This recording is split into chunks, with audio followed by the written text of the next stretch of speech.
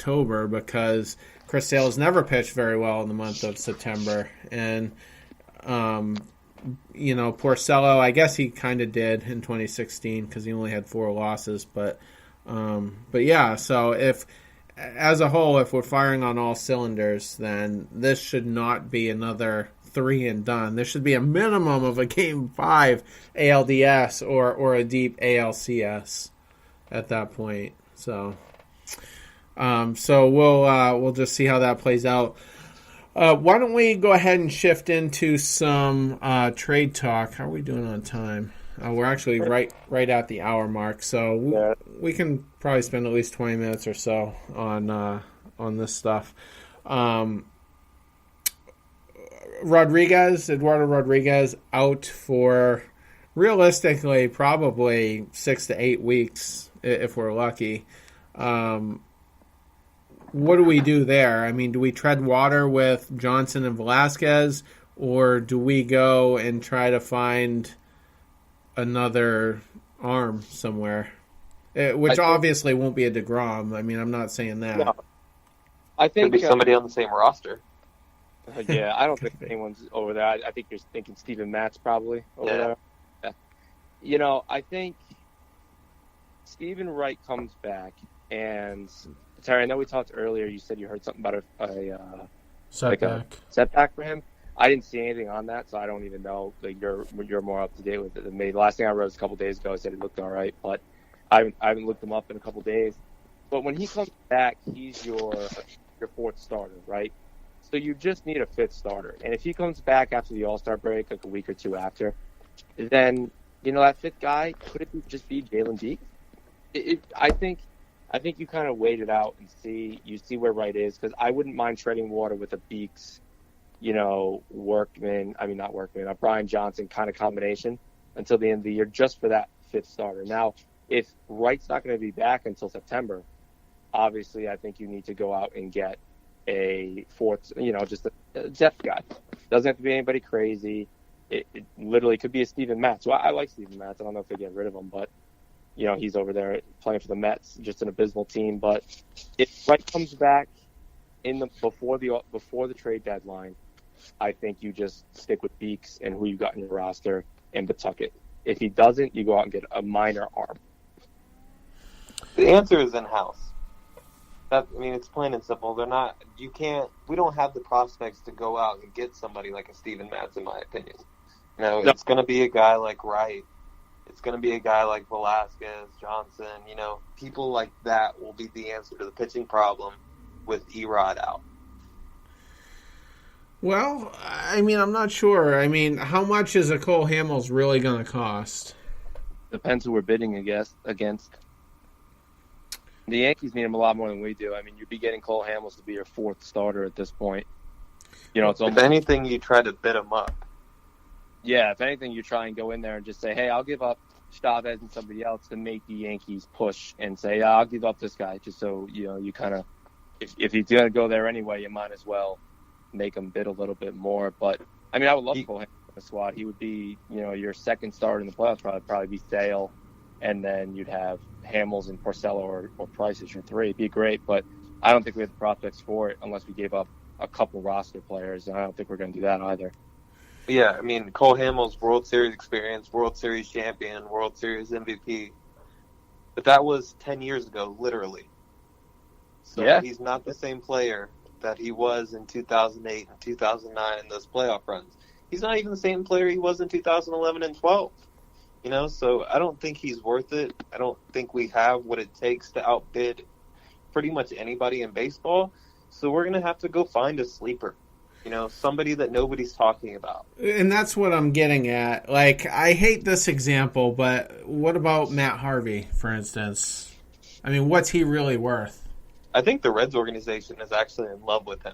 They are in love with him. He's actually pitching decently since he's been traded there. But, Terry, that's just another guy just can't get it done in the postseason. He's got some baggage. I'm not saying he doesn't. Yeah, why bring a dude in there that chokes in the playoffs every time and pisses down his leg? I wouldn't even want to do it. And you look at Hamels this year. I think he's going to get traded, but just like a Hap, his ERA is north of 4.3. Hap's lucky that I have no idea how baseball works, apparently, that no runs were earned the other day when he gave up 5 against the Red Sox, including that grand slam to Mookie. Multiple should have been earned, and he should be well over 5 as his ERA now. But so stupid double play. Yeah, well, even that, the guy was going to be safe at first anyway. Yeah. So, I don't even know why. And, he had a couple passed balls in that inning, and it was a whole thing. But I just don't know that Hamels and, Happ are going to make a huge impact in the playoffs. So I think that it's either a sleeper guy, or I think that you just kind of wait it out. I think Steven Wright's going to be fine. He's a knuckleballer. We're giving him a ton of time off. Cora's going to baby him as well in a good way, like in a positive way. One bad game. Yeah, and he only had one bad game anyway, ERA-wise. So I think, I think we need a bullpen arm and still that bat off the pen. I'm still calling Miami for a reliever in Castro or somebody like that, and just hoping to kind of get that going. But other than that, I don't think we need a starter. Yeah, with Steven Wright, I have a report up that was out yesterday from Mass Live, and it's saying that his rehab's taking longer than expected. He's still experiencing soreness in that knee. Alex Cora was quoted as saying he's not having a great day. He says he's been throwing and all that, but he's still sore. It's taking longer than expected. He'll have good days, and then he takes a few steps back. So that tells me, we're looking at weeks as opposed to days with him. Another point I want to make with Matt Harvey, and like I said, I'm not advocating that he's the guy we go for, but helping us get to the month of October is one thing, and then pitching well in October is a completely different thing, because our first goal here is to win the division. That way we can avoid the one-game wild card. And so, for now, I would take him every fifth day if it didn't cost a lot. Jay Happ's another guy. He's a lefty, so all we have is lefties. It seems like Porcello is the only righty. And one thing I'd like to add with him on that game, he didn't look great, but that ball that Mookie hit to the moon, that wasn't even a strike. That was down in the dirt almost, and he found a way to golf it. And yeah, that's true. But he also left 2 down, pissed down the middle that Mookie fouled off.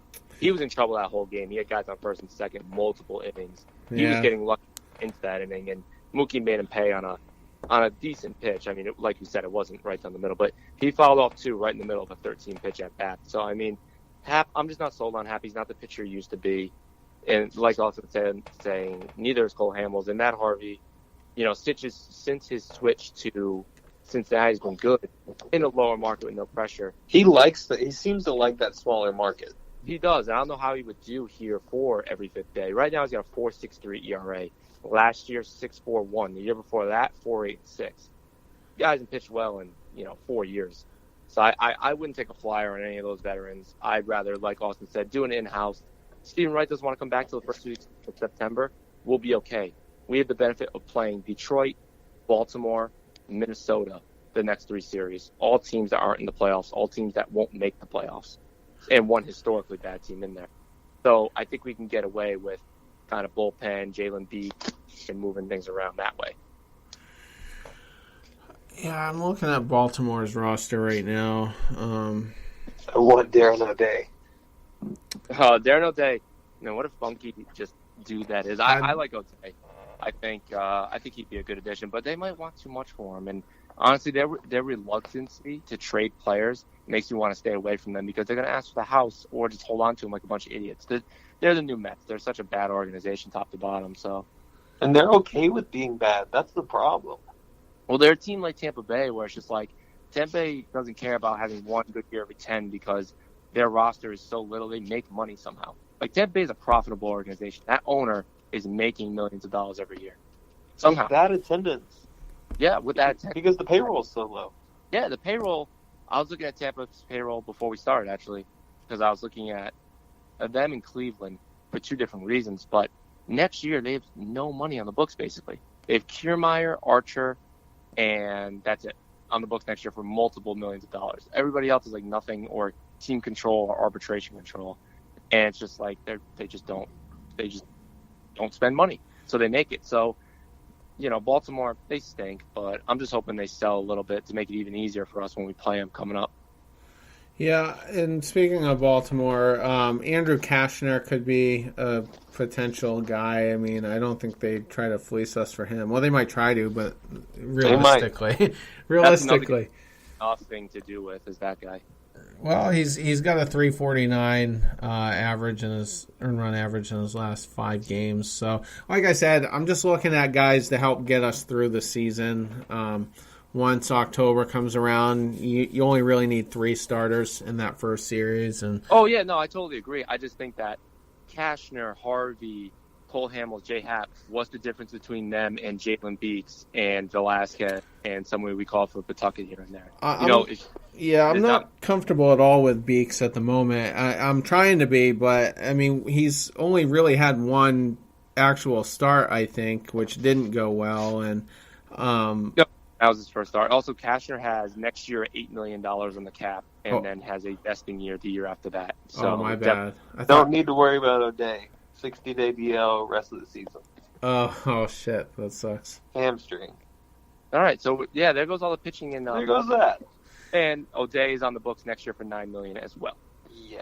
Brad Brock also, but he's got a near 6 ERA in the last month. You know what? This is what Baltimore gets for holding onto their players for no reason. This is what they get. They get guys getting hurt a week or two before deadline. This is what they get. Trying to go back. They have the mirage of a window too. Like Toronto has the same problem. They really do, yeah. Like they thought that they were going to be good forever. Hell, they brought in Kidris Morales this year to boost that lineup up. Hell, they traded Notice Syndergaard for R.A. Dickey. Yeah, because they were in win now. Yeah, they're abysmal. It's crazy. Yeah, and I mean, we just took 3 out of 4 against them. And you look at some of their contracts. Tulowitzki's on the books till 2021. I mean, Josh Johnson, they're going to get nothing for. Right. Nothing. They have a good farm, though. Russell Martin makes $20 million next year. They do have a good farm. They have the best prospect in baseball right now. I don't consider Acuna or Albies at this point prospects. They've been up way too long. No, if you're up in the major leagues playing every day and you're not going to go back down next year, you're not a prospect anymore. Like Devers last year wasn't a prospect. He was. Now he's going to be on the team next year. So I look at it the same way. Well, Bichette and Guerrero are the future in that organization. And I hope they realize that and don't do anything stupid enough to trade either one of them. That's the future left side of your infield for the next 10 years. For who, Baltimore? I mean, I'm sorry. For Toronto. Yeah. Oh, no, 100%. They do have a good farm. They really do. They have one of my buddies that I went to high school with is in there. He got suspended for PEDs. It was one of those like weird, ones in the bottom of the barrel. Like, oh yeah, you took this substance that you took 3 years ago, was legal, and now you get 80 games. But he was a pitcher for them. They actually traded for him at the deadline last year, and he's looking really good as well. 24 years old, relief pitcher, someone that they can use in the 7th, 8th, 9th inning. So they have so many guys that just, they're waiting to go up, including Vlad Jr. But they're in a better spot than Baltimore is. But they also have that mirage of these guys are going to come up next year. We're going to win. Vlad, Guerrero, and then they're going to be buyers at the deadline. Like Oakland this year wants to be buyers at the deadline for some reason. I don't know why. Well, Everybody thinks they're going to sneak in. They're 4 games out of the wild card, and I'd love for them to sneak in. Like I really would, but they might. I want that team. You want that team? Yeah, I'll play that team any day of the week. Oh yeah, me too. I mean, they beat the shit out of us this year, but I'd rather play Seattle. I feel like we match up well against Seattle. I mean, they're a couple years away. They're only 1 year away now. Oakland. They're proving right now they can hit, and they do have some pitchers. I think obviously Manaea is the real deal. Megnan is a pitcher. He's not a thrower, and I really like Megnan. I think he's going to figure it out. He's had really good starts this year and really bad, but he's good. Cotton's another good guy. They have a lot of good starting pitching, and they're another team that they make money. Like they figure out a way to make money with such a bad team. I mean, Jed Lowry's a UFA, so they're gonna have to pay for him. They probably need to get something for Jed. Like that would be the smart thing to do.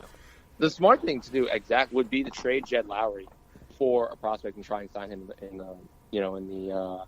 Because you could get something for him. Well, the problem with them is they don't have the illusion like some of these